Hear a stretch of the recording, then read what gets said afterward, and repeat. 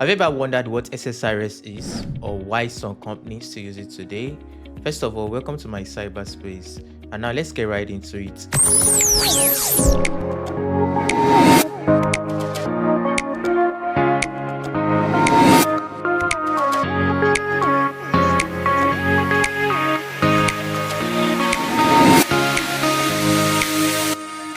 A lot of times you might hear terms like SSRS when you're looking for a job application, or you probably know about SSRS, but you don't actually know how to use SSRS.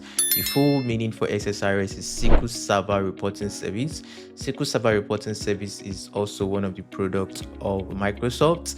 And the question is, why do we care about SSRS, or why do we care about SQL Server Reporting Service? You might also hear the term BI tools, so that's business intelligence tools. We have a lot of business intelligence tools like Power BI, Tableau. Most of the times when we talk about data analysis, it's not just about showing graphs or charts. There's also the part of giving a business or a user the data so that they could look at the updates.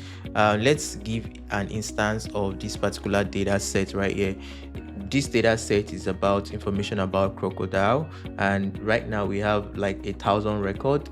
Imagine that this data is updated regularly, and most of the times organizations will store their data in a server, so it's not going to be in a CSV file like this. And you start to ask questions like, what if a business wants to be able to have access to this data as it's being updated, so that every now and then you don't have to keep emailing them a CSV file, or you don't have to keep downloading data from the server for them, so that everything is automated. That's also like what we call business intelligence, and that's one of the reasons why SSRS is also one of the great tools that organizations still use to date.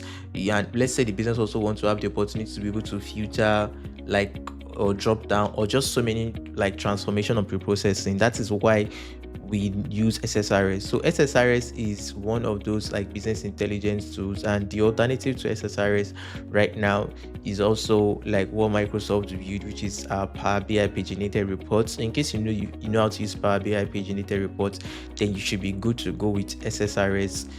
Microsoft is still like the owner of the tool platform, but it's just a little bit of some nuances. I would say that if you have learned other like tools and you really want to get more tools into your skills, SSRS is one of the tools to learn. In this series, I'm going to be talking about how to use SSRS, how to get started, how to install, and everything you need to know about SSRS. And this series is very beginner friendly.